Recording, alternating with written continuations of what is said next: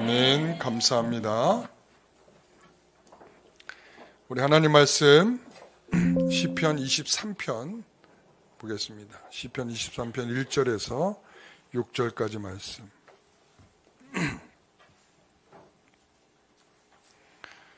시편 23편 1절에서 6절까지 말씀.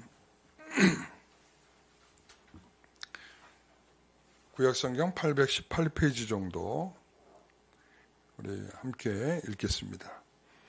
여호와는 나의 목자시니 내게 부족함이 없으리로다. 그가 나를 푸른 풀밭에 누이시며 쉴 만한 물가로 인도하시는도다. 내 영혼을 소생시키시고 자기 이름을 위하여 의의 길로 인도하시는도다. 내가 사망의 음침한 골짜기로 다닐지라도 해를 두려워하지 않을 것은 주께서 나와 함께 하심이라. 주의 지팡이와 막대기가 나를 안위하시나이다. 주께서 내 원수의 목전에서 내게 상을 차려주시고 기름을 내 머리에 부으셨으니 내 잔이 넘치나이다. 내 평생의 선하심과 인자하심이 반드시 나를 따르리니 내가 여호와의 집에 영원히 살리로다. 아멘. 하나님은 우리를 도우십니다 라는 제목으로 9번째 시간입니다. 하나님은 우리를 도우시는 분이시다 라고 하는 말씀을 시편 46편을 시작으로 해서 지금 9번째 시간이 되었습니다. 제가 여러분한테 꼭 암송하십시오 했던 구절이 있죠. 시편 46편 1절에서 3절까지 말씀은 꼭 외우십시오. 제가 여러분들한테 부탁을 드렸고 또 지금 암송을 하고 계신 분들도 있을 것인데, 하나님은 우리의 피난처시요 힘이시니 환난 중에 만날 큰 도우심이라. 그러므로 우리가 땅이 변하든지 산이 흔들려 바다 가운데 빠지든지 바닷물이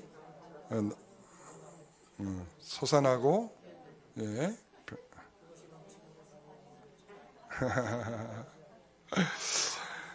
네. 자, 우리는 두려워하지 아니하리라. 그렇습니다. 이 말씀이 여러분의 인생의 길에 수많은 변형과 흔들림과 어려움과 고난이 있을 때에 여러분의 마음속에 하나님이 주신 큰 도움이 되시기를 소망합니다.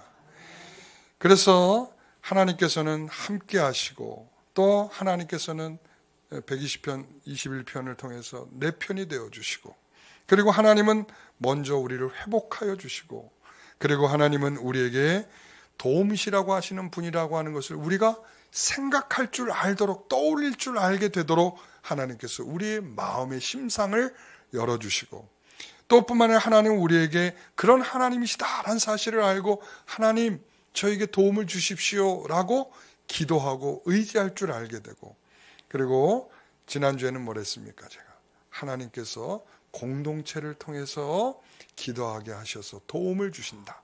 공동체. 그래서 다윗이 하나님 앞에 제사를 행하고 있을 때에 성도들은 뭐 하고 있었냐? 이스라엘 백성들은 뭐 하고 있었냐? 기도하고 있었다. 그래서 하나님께서 번제를 드리며 이제 전쟁터에 나가려는 다윗을 위하여 하나님께서는 이 이스라엘 백성들의 기도를 통하여, 그 공동체의 기도의 모습을 통하여 하나님께서 승리케 하시는 놀라운 은혜를 주셨다. 하나님이 그렇게 공동체라고 하는 것을 주셔서 하나님의 도우심의 방식으로 사용하고 계신다. 제가 지난주에 그런 말씀을 드렸습니다. 오늘은 시편 23편입니다. 여러분들이 너무나 잘 아는 말씀이고 또 이 가운데 암송하고 계시는 분도 있을 거라 생각이 듭니다. 이 시편 23편을 통해서 이 두 가지의 그런 관계성을 설명해 주고 있습니다. 첫 번째는 1절에서 4절까지 목자와 양으로서, 그 다음에 5절에서 6절은 하나님과 이 다윗의 관계를 집주인과 그리고 또한 그 약속을 받은 손님의 관계로서 이렇게 설명을 하고 있습니다. 이 관계는 무엇을 설명하려고 하는 것이냐면 하나님이 우리에 대하여 변하지 않는 그 관계에서 우리를 도우실 것이다 라는 확신적 관계 설명입니다. 그래서 첫 번째 목자와 양입니다. 목자와 양. 너무나 많은 이야기를 들어보셨죠. 우리 하나님은 목자시다. 그리고 다윗은 양이다. 우리 예수님께서도 이 땅에 오셔서 우리에게 그러죠. 나는 선한 목자다. 나는 양의 문이다. 이렇게 말씀하셨고, 그리고 양들은 목자의 음성을 안다. 그리고 목자는 양을 안다. 딱 보면 내 양인지 아닌지 우리 예수님은 딱 알아보신다는 거예요. 우리 예수님은 또한 양을 찾으러 오신 분입니다. 잃어버린 양을. 그래서 한 마리의 잃은 양을 찾기 위해서 99마리의 양을 두고 그 한 마리의 잃어버린 양을 찾으러 가신 분이에요. 여러분, 이것은 우리가 지금 살아가는 그런 이 시대 정신과는 너무나 안 맞아. 그렇지 않겠습니까? 한 마리는 그까지 한 마리 그냥 내버려 두고 99마리나 잘 챙겨야겠다. 이 생각을 할 수 있는데 99마리를 탁 놔두고 그 잃어버린 그 한 마리의 양을 찾아 나서시는 주님이 우리의 목자이시다. 지금 그 말을 하고 싶은 거죠. 자, 그것처럼 다윗은 하나님께서 목자로서 나를 도우신다라는 생각을 분명히 하고 있습니다. 그렇기 때문에 그런 하나님이 나의 목자라는 사실을 알기 때문에 그가 갖는 편안함은 만족감입니다.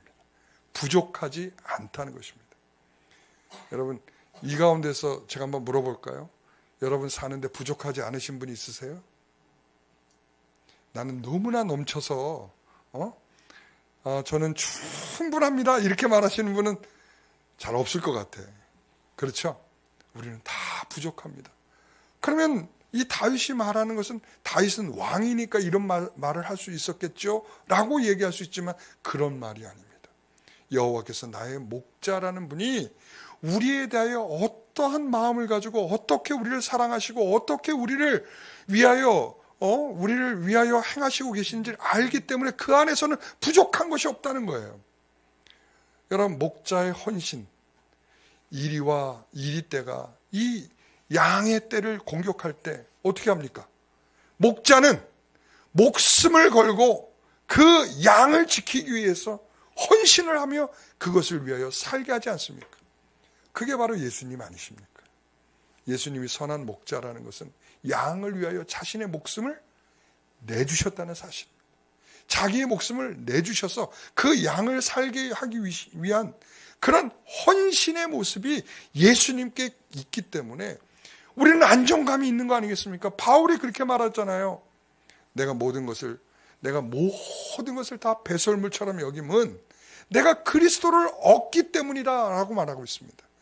그분을 얻는 것은 그분이 나를 사랑하셔서 나를 위하여 죽으시고 나를 위하여 하신 그 헌신이 앞으로 내 인생을 어떻게 하나님이 책임지실지를 뻔히 알기 때문에 그 안에서 그 감정과 그 마음과 그 생각을 분명히 하고 그 안에서 만족을 누리는 거죠. 실제적으로 부족하지 않은 게 아니라 그분 때문에 부족하지 않게 느끼는, 만족하게 되는 거죠. 그 목자 되신 우리 하나님이 양인 다윗을 어떻게 도우시겠습니까? 라고 물으면 오늘 본문에 1절에서 4절까지 보면 여러분 좀 전에 다 읽고 암송도 하고 다 아실 테니까 제가 이야기를 할게요. 3가지 동사를 말하고 있어요.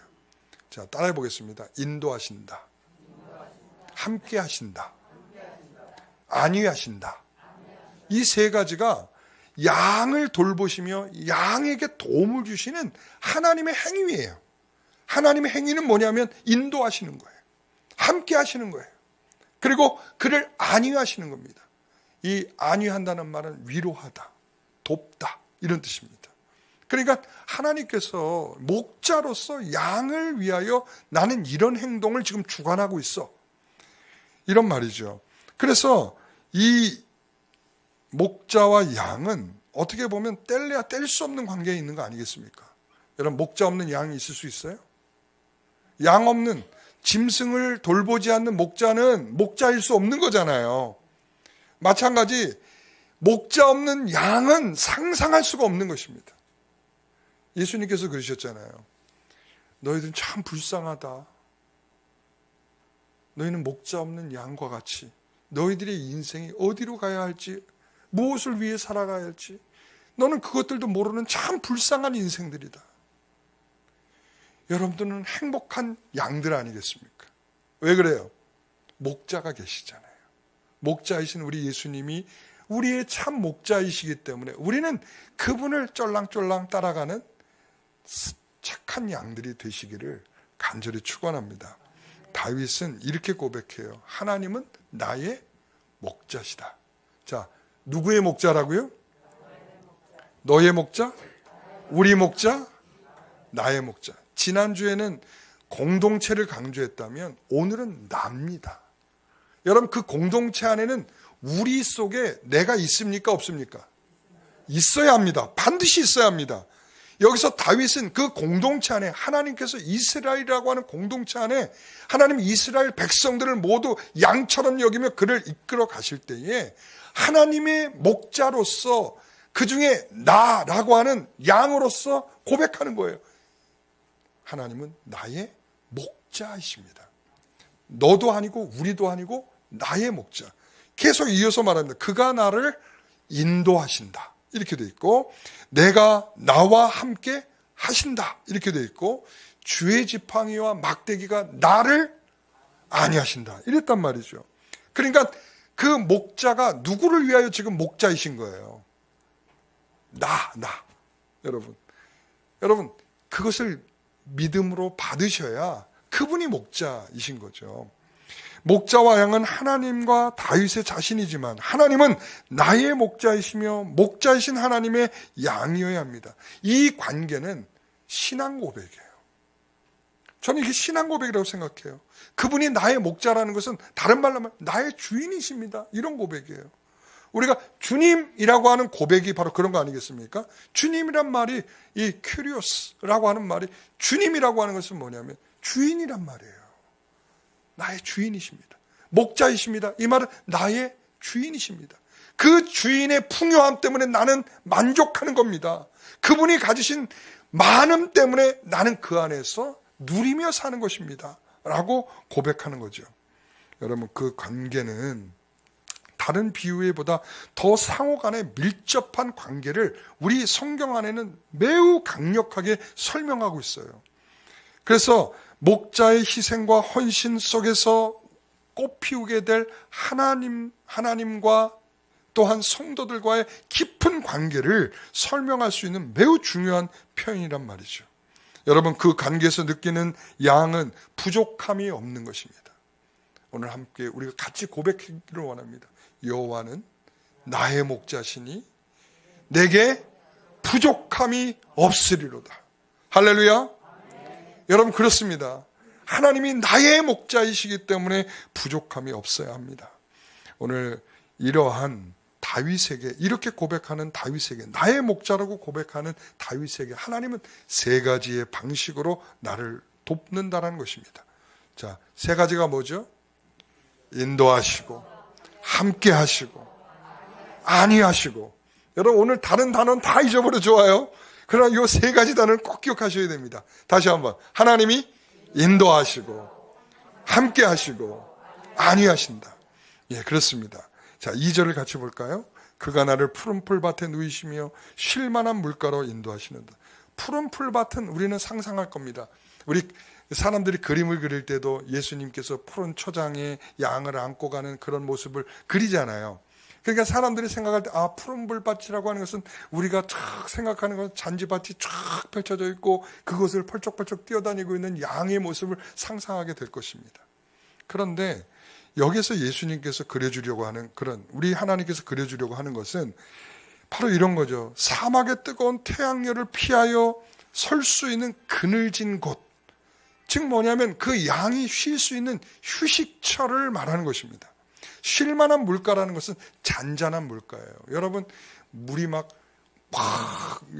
속도가 빨리 내려오는 물 속에서 짐승들이 가서 물 먹을 수는 없어요. 왜냐하면 짐승들은 다 입하고 코하고 어떻게 돼 있어요? 가까이 이렇게 붙어 있잖아요. 그러니까 우리처럼 물을 이렇게 떠서 먹는 기술을 갖고 있다고 그러면야 문제가 안 되는데 걔네들은 항상 이 물을 먹기 위해서는 입을 물속에 담궈야 된단 말이죠. 그런데 물의 유속이 빠르면 물이 막 거칠게 내려가거나 물이 빠르게 되면 어떻게 되겠어요? 콧구녕으로 다 같이 콧구녕과 입과 같이 먹어야 되는 거야. 그러니까 그런 상태에선 편안히 물을 마실 수가 없는 거죠. 그러니까 왜 쉴만한 물가로라고 하는 것은 잔잔한 물가로. 네가 편안하게 물을 마실 수 있고 그 물을 즐길 수 있고 안식을 느낄 수 있는 그 자리를 가리키는 거죠. 우리 주님은 그런 휴식처에 나를 눕게 하신다라고 말하고 있는 것입니다. 세상의 뜨거운 열기를 피할 곳이 어디 있겠습니까? 여러분 한 주간도 얼마나 살벌하게 살다 오셨습니까? 얼마나 생존 경쟁 속에서 네가 죽고 내가 살아야 된다 하면서 얼마나 서로 얼마나 물건 하나를 더 팔기 위해서 얼마나 애를 쓰셨습니까? 얼마나 영업하기 위해서 애를 쓰셨습니까? 여러분 그런 세상에서 우리가 살다 보면 우리는 과열된 경쟁의식 속에 살게 됩니다. 그 과열된 경쟁의식은 내가 어떻게 보면 그 모든 삶 속에서 조금 편안한 마음을 갖고 집으로 딱 돌아올 때 조금 이렇게 편안해지죠. 모든 무장 해제가 되잖아요. 내가 집에 와서 물건을 팔 일도 없고 내가 집에 와서 죽고 살자고 내 생존을 위해서 싸울 필요도 없지 않습니까?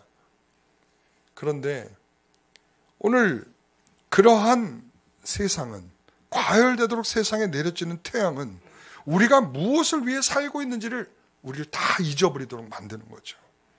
얼마나 많은 일에 나를 소모하고 있는지, 얼마나 많은 시간을 내가 낭비하고 소모하고 있는지, 우리가 가진 물질을 다 허비하며 그냥 즐겁게 산다고 하면서 모든 것을 낭비하고 살고 있는 우리들의 인생인지 이런 것들을 도무지 깨달을 길이 없는 거예요.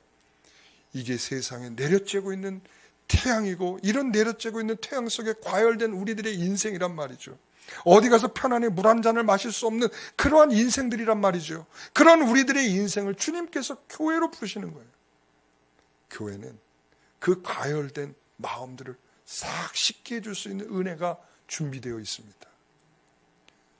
제가 여기서 여러분들에게 그런 방식으로 살라고 설교하지 않죠. 그러니까 어떤 성도들은 그걸 또 싫어할 수도 있어요. 목사님, 우리가 세상에서 복받고 잘 살게 목사님 그런 메시지를 좀 주셔야죠. 죄송합니다만 그 복이 되지 않을까 봐 내가 말을 못한다는 거죠. 여러분 오늘날 건조한 날씨에 바싹 마른 잎사귀를 보시죠. 그래서 요즘에 불씨 하나 던져지면 어떻게 돼요? 금방 불이 나버리고 말아요. 지난번에도 얼마나 산불이 나가지고 며칠 동안이나 최근에도 원래 요 6월달 가까이 되면 산불들이 잘 안 나거든요. 며칠씩이나 이런 산불은 잘 안 납니다. 그런데 올해는 너무나 바싹 말라있는 이런 기후이다 보니까 산불이 날 지경이죠. 여러분 그렇게 우리의 인생이 메말라 있다는 것입니다. 세상에서 너무 건조하게 우리를 내려쬐이는 그 빛 속에서 우리는 그 빛에 우리는 이겨내지 못하고 우리는 바싹 말라가고 있는 인생들이 우리는 되고 있습니다. 주님은 그런 우리 인생을 멈추게 하고 휴식처로 교회로 여러분들을 불러 모으신 것입니다. 목사가 주일날 교회 오라고 그러니까 그냥 출석도장 하나 찍으러 교회 가야겠다 이런 생각이면 안 됩니다. 오늘 여러분들을 부르시는 이유는 쉴 만한 물가로 여러분들을 인도하고 계시는 겁니다. 자, 잠깐만 좀 내려놓자. 너희들이 지금 살아가고 있는 그 방식을 잠깐만 좀 내려놓자. 너희들이 지금 정말 머리에 그냥 약간 뒤엉켜 있는 실타래처럼 막 엉켜 있는 너희들의 그 생각들을 잠깐만 좀 내려놓자. 그리고는 주의 말씀을 듣고 그것을 통하여 인도하심을 받아라. 은혜를 받아라. 오늘 하나님이 여러분들이 그렇게 쉴 만한 물가로 인도하고 계시는 겁니다. 우리를 잔잔한 물가로 인도하셔서 그 물을 마시게 합니다. 그 물은 성령께서 우리에게 주시는 생수의 강 같은 우리의 마음을 회복케 하시고 주의 말씀을 들려지게 하여 우리의 갈증나고 메마른 우리들의 영혼에 새로운 단비를 주셔서 새로운 도약과 새로운 시작과 새로운 역사를 만나갈 수 있도록 하나님 우리를 그렇게 인도해 가실 것입니다. 사랑하는 성도 여러분, 저와 여러분들이 그런 주님의 말씀을 통하여 그런 갈증이 해결이 되고 새로운 생기가 넘쳐나게 되시기를 다시 한번 소원드립니다. 여러분, 제가 며칠 전에 TV를 보면서 강아지 한 마리를 봤어요. 그 강아지 인생의 견생은 참 불쌍한 견생이었어요. 왜 그런가 하면 그 강아지가 태어날 때부터 작은 우리에서 태어난 거예요. 그리고 우리 밖을 보지 못하고 거기에서 성장을 했습니다. 우리에서 자라고 우리에서 그러니까 걔가 사는 그 공간이라고 하는 건 그것밖에 모르는 거예요. 그리고 사람이란 두려운 존재죠. 그 아이가 구제를 받아서 유기견으로 위탁을 받고 있었습니다. 그런데 위탁을 받은 지 3년이나 되었음에도 불구하고 이 강아지가 저기 밥을 주는 사람 앞에 조금도 꼬리를 흔들 줄 몰라요. 가까이 오질 않아요. 그리고 사람이 나타나면 어떻게 하냐면 다 숨어버려. 거기는 이제 이렇게 뜰이 있는 집이다 보니까 온 사방이 숨을 공간들이 많은 거야. 그러니까 이 사람이 딱 나타나면 먹이를 줘도 소용없고 아무리 이래도 소용이 없어요. 그 강아지는 바로 그냥 그 아무도 없는 그 완전히 그 캄캄한 그런 마루밑 같은 그런 공간으로 가는 거예요. 나중에는 이 훈련사가 와서 쟤는 모든 이 공간을 막아야 됩니다. 막았습니다. 그랬더니 심지어는 땅을 파고 고개를 왜 있잖아요. 고개를 팍 파묻고 엉덩이는 왜 있잖아요. 그 엉덩이는 밖으로 다 보이고 있는데 고개만 탁 쳐박고 자기가 숨어 있는 줄 알고 좀 생각을 하는 거야. 그 모습을 보는데 참 얘가 불쌍하더라고요. 그러고 나서 이제 사람과 신뢰의 훈련을 조금 하면서 이 강아지가 조금씩 이제 바뀌어가면서 주인 곁에 처음 딱 오게 된 거예요. 이 주인이 이 머리를 쓰다 3년 만에 그분이 맨 처음에 인터뷰를 하는데 그런 말을 내가 얘 한번 쓰다듬는 것이 소원입니다. 그러면서 눈물을 뚝뚝 떨어뜨려. 부부가 똑같아. 남녀가 똑같이 얘 한번 안아보고 얘 한번 쓰다듬는 게 소원입니다. 그러더니 결국은 그 소원을 성취했지 뭐예요. 그러더니 두 사람이 눈물을 툭툭 떨어지면서 이 애를 목욕을 시키는 거예요. 목욕을 시키면서 이렇게 좋을 수가 없어요. 얘가 이제 조금 안정되게 된 것 같아요.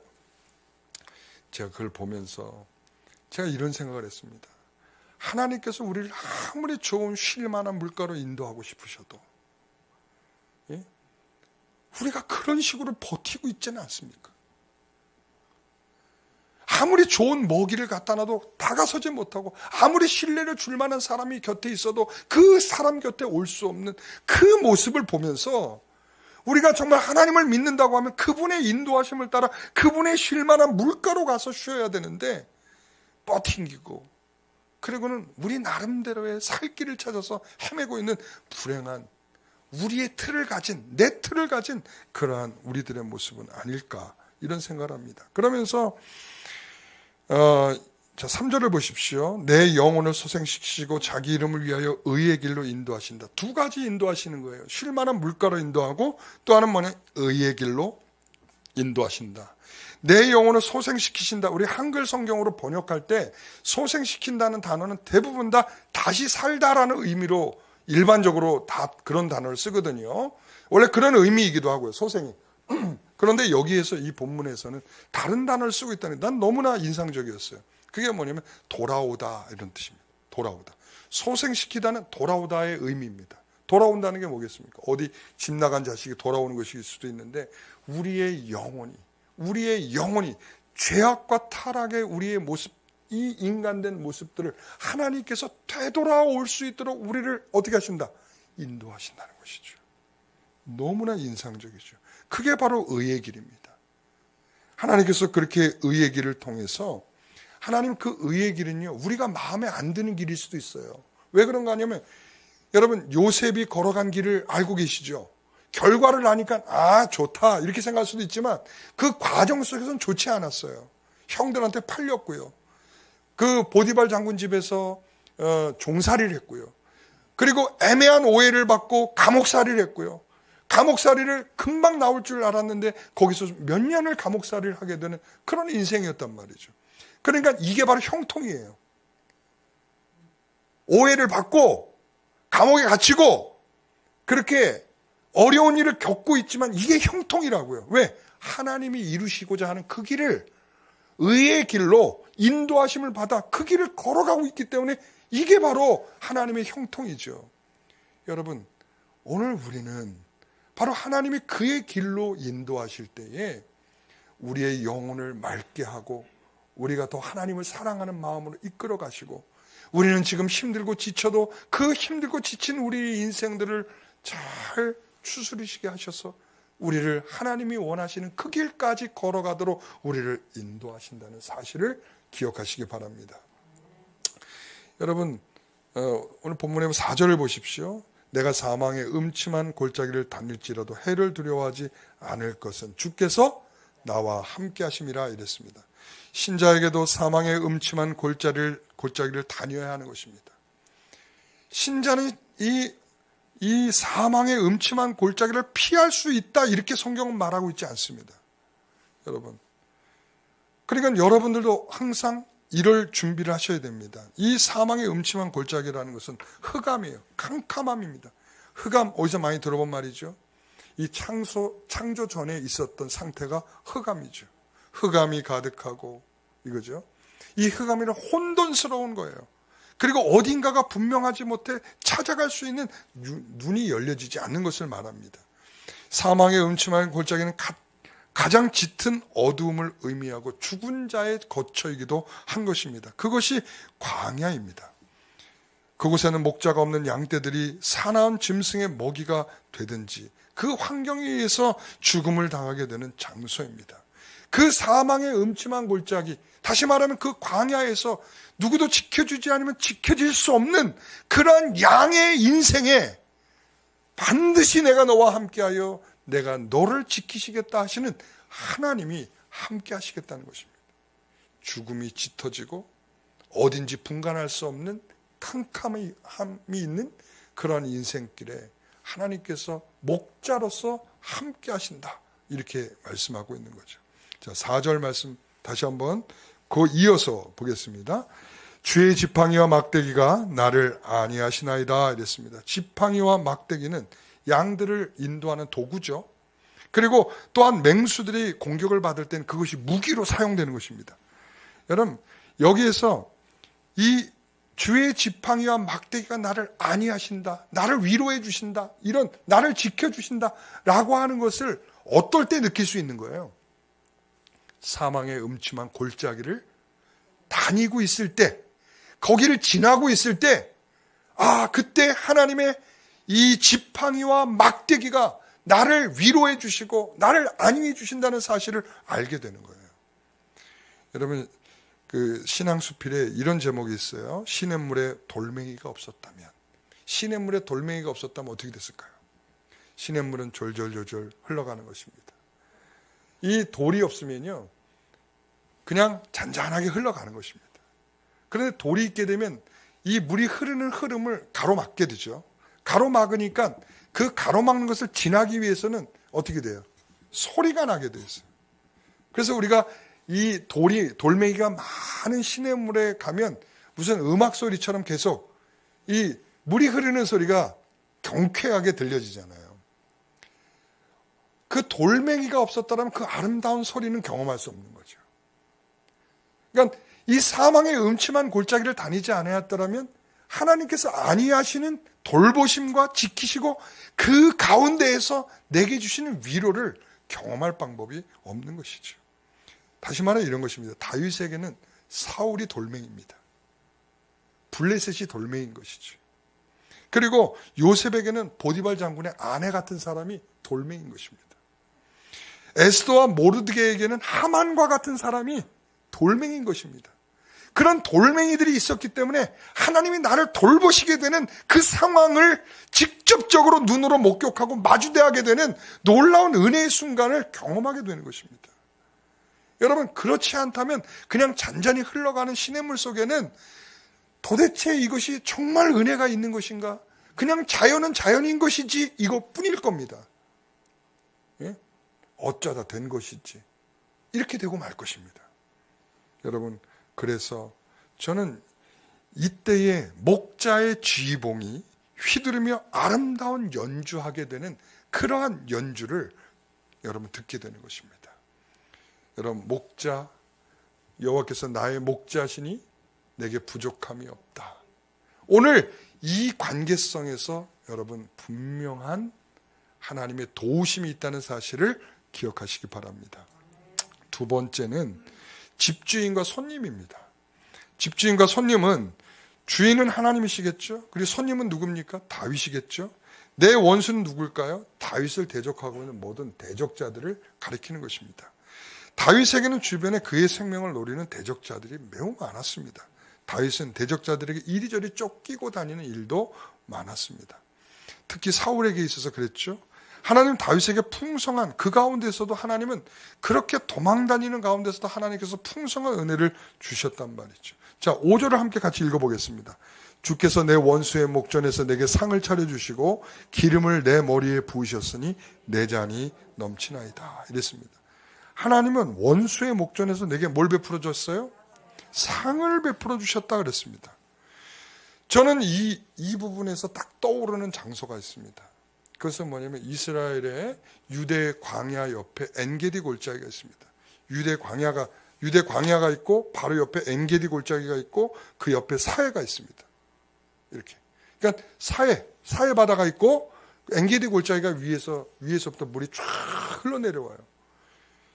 그런 물줄기를 보기란 정말 쉽지 않습니다. 이스라엘에는. 저 헐몬산 가까이의 단으로부터 흘러나오는 이 샘물을 그 다음에 갈릴리 바다, 그리고 요단강, 그리고 사해 바다. 이거 외에는 물줄기를 보기란 쉽지 않습니다. 그런데 이 엔게디 골짜기에는 정말 물줄기가 맑고 깨끗한 물줄기가 쫙 흘러내려옵니다. 더 수원지로 더 올라가면 올라갈수록 더 깊고 넓은 물이 터져 흘러나오는 것을 볼 수 있습니다. 이 엔게디는 다윗이 사울을 피하여 숨어 지내던 장소입니다. 원수의 목전에서 내게 상을 베풀어 주신다라고 하는 것은 아마 다윗이 이 엔게디 골짜기에서 숨어 있다가 어느 동굴에서 숨어 있다가 탁 나와서는 그리고는 이 물 한 잔을 마실 때 하나님께서 나에게 상을 베풀어 주시고 큰 아름다운 많은 음식이 진설된 그러한 상을 내게 주시는 것처럼 그런 은혜를 누렸을 것입니다. 여러분, 이 출애굽기 24장 8절에 가면 여호와께서 이 시내산에서 이스라엘 백성들이 화목제로 하나님께 제사를 드릴 때에 이때 하셨던 말씀입니다. 보라색 글씨만 이는 여호와께서 이 모든 말씀에 대하여 너희와 세우신 언약의 피니라 이랬습니다. 이때 이 소의 피를 가지고 그들에게 뿌렸습니다. 쫙 뿌렸어요. 그리고 제단에 뿌렸습니다. 이렇게 뿌린 이 피는 무엇이냐면 하나님의 식탁이 열리는 화목제 제사의 장소입니다. 유일하게 제사를 지내고 이스라엘 백성들이 함께 양식을 먹는 제사가 화목제사입니다. 화목제사 외에는 함께 식탁을 배설하는 경우가 없습니다. 그러니까 이들은 이 식탁에서 이 음식을 먹으면서 하나님이 언약하신 이 약속을 누리고 있는 현장이죠. 예수님이 이 말씀을 이렇게 말씀하십니다. 자, 고린도전서 11장 25절 가서 보면 고린도전서 11장 25절 자, 식후에 또한 그와 같이 잔을 가지고 이르시되 이 잔은 내 피로 세운 새 언약이니 이것을 행하여 마실 때마다 나를 기념하라 하셨으니. 그러니까 예수님께서 마지막 만찬 석상에서 하나님이 화목제물 시내산에서 이스라엘 백성과 함께 그들에게 배설했던 그 엄청난 식탁을 그곳으로 딱 가지고 오신 거예요. 가지고 오셔서는 뭐라고 하냐면 이제 이것은 내 피다. 이 피를 통하여 내가 너희들을 살리겠다고 하는 영원한 약속이 준비되어 있는 피다. 그 식탁을 제자들과 함께 나눠 먹게 되는 것이죠. 오늘 원수의 목전에서 이제 예수님께서 곧 죽게 되시는 그런 상황에서 이 제자들에게 배설한 원수의 목전에서의 아름다운 식탁입니다. 여러분, 그러한 상은 바로 험난한 세상 중에서도 하나님은 목자와 같이 다윗을 지키시고 보호하신 것처럼 끝까지 하나님의 약속은 집주인이신 그분이 약속을 받은 자로서의 손님에게 끝까지 그 신의를 버리지 않고 끝까지 지키며 구원할 것이라고 하는 약속이 준비되어 있는 것입니다. 그래서 하나님께서 그에게 그의 머리에 기름을 부으셨습니다. 그 기름을 부었더니 그의 잔이 넘쳤다라고 말합니다. 이 기름은 그에게 왕을 세우려고 부은 기름이 아닙니다. 이 기름은 그의 잔을 채우기 위해서 부으시는 기름입니다. 그의 삶을 만족해 하시는 하나님의 놀라운 은혜를 그에게 부어주시는 거죠. 여러분, 이 하나님께 주신, 이 집주인이 주신 그 하나님이 부어주시는 그 은혜를 통해서 다윗은 무엇을 했습니까? 자기 사욕을 채우고 자기 욕망을 채우기 위해서 그렇게 살았습니까? 아니죠. 하나님의 성전을 건축하기 위해서 아낌없이 다 드렸습니다. 하나님이 채우시는 것은 이유가 있는 것입니다. 내 잔을 넘치게 하시는 이유는 그 잔을 넘치게 할 이유가 있기 때문입니다. 우린 사람은 말합니다. 하나님이 그렇게 나에게 먹을 것과 재워주시는 그런 공간을 주시는 게 복이지요 라고 말합니다. 그러나 그것보다 더 복은 뭐냐면 하나님이 그렇게 주시는 이유가 뭐냐는 거지. 나에게 무엇을 위하여 내 잔을 차고 넘치게 하는지를 모르면 우리는 항상 어디에 멈추냐면 내 잔이 채워진 것만 복이라고 말하고 멈추게 돼 있어요. 여러분, 우리는 먹고 사는 문제가 걱정이 없고 우리가 누울 집을 주신 것을 복이라고 생각하면 안 됩니다. 여러분, 제가 이런 예를 한번 들어볼게요.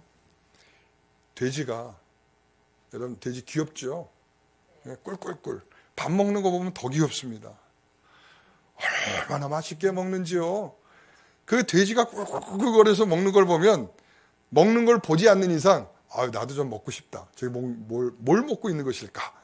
이런 생각이 들 만큼 돼지가 꿀꿀꿀거리면서 정말 맛있게 먹어요. 그런데 제가 돼지한테 질문을 던져보고 싶었어요. 너 이렇게 먹다가 어떻게 되는지 알고 있니? 여러분, 돼지가 열심히 자기 배를 채우고 자기의 살을 찌우면 어떻게 될 줄 압니까? 모릅니까? 그러니까 먹을 거려? 만약에 자기가 이렇게 배불리 먹어가지고 배를 불려가지고 살을 쪄가지고 사람이 나를 먹게 된다는 것을 알게 되면 돼지가 이럴 거예요. 오늘서부터 나는 단식투쟁이다. 나는 빼빼 마르게 해서 절대 나를 먹고 싶지 않도록 만들 거다. 아마 돼지들이 자기가 배불려서 살찌우게 되면 그렇게 될 줄 안다면 절대 먹지 않을 거요. 여러분, 우리가 하나님께서 우리에게 주시는 이 모든 잔을 채우신 일 자체가 복이라고 하기보다는 그 이후의 것에 대해서 알지 못하면 하나님 왜 잔을 채우시느냐? 왜 내 배를 불리게 하시느냐? 나를 왜 강건하게 하시느냐? 나를 왜 하나님께서 나를 평안과 안전한 터를 나에게 주시느냐? 이유가 있단 말이죠.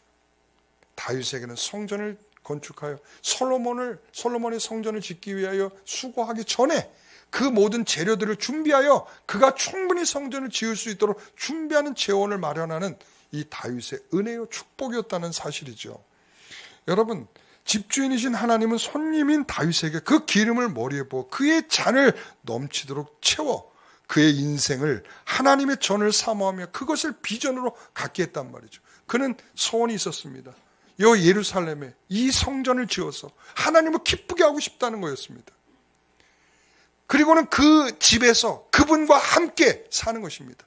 왕의 보좌의 오른편, 우편이라고 말하는 것은 성전을 가리키는 거거든요. 왕의 보좌의 우편이라고 하는 것은 성전을 가리키는 겁니다. 그게 실질적으로 이스라엘, 예루살렘의 이러한 그 시온의 구도입니다. 그러니까 거기에 성전이 지어지면 거기서 그분과 함께 영원히 사는 것이 그의 목표요 목적이었던 것입니다. 오늘 그가 마지막에 6절에 뭐라고 그래요? 내 평생의 선하심과 인자하심이 반드시 나를 따르니 내가 여호와의 집에 영원히 살리라. 영어 성경에 이렇게 번역을 시작해요. 반드시가부터 먼저 가요. 반드시를 강조하는 거예요. 이건 틀림없다. 뭐가? 내 평생의 선하심과 인자하심이 나를 따를 것이고 내가 여호와의 집에 영원히 사는 것은 변함이 없다 이거예요. 왜? 그분이 집주인이시고 집주인이 사인해 주신 뭐가 있어요? 손님으로서의 충분한 계약이 체결되어 있기 때문에 나는 그분과 함께 영원히 그 집에 살게 될 것을 믿습니다라는 소원이 내 잔을 채워주신 그 은혜를 통하여 그것을 더 소망하고 열망하도록 하는 도구였기 때문에 복이 있다는 겁니다. 여러분의 인생에 하나님이 주신 그것이 하나님을 더 사랑하고 하나님을 위하여 살아갈 수 있는 그런 재료가 된다면 복입니다. 그러나 그것이 여러분들을 태만하게 만들고 그냥 잘 먹고 잘 살자 거기에 빠져서 내 인생을 즐기는 데에 모든 것이 집중되어 있다면 그것은 저주입니다. 오늘 사랑하는 성도 여러분, 목자와 집주인으로서 나를 돌보시는 그 은혜가 저와 여러분에게 충만하시길 바랍니다. 기도하겠습니다. 하나님 아버지, 우리 모든 성도들 여호와는 나의 목자시며 또한 주께서 내 원수의 목전에서 내게 상을 차려주시고 내 잔을 넘치게 하시며 여호와의 집에 영원히 살게 하시는 하나님의 은혜가 우리 가운데 있을 줄 믿고 오늘 이 시간 하나님 앞에 고개를 숙여 기도합니다. 하나님, 가식적이거나 외식적이거나 형식적으로 우리가 목자를 부르는 것이 아니라 진정한 마음으로 그 관계에 대한 확실성과 믿음을 가지고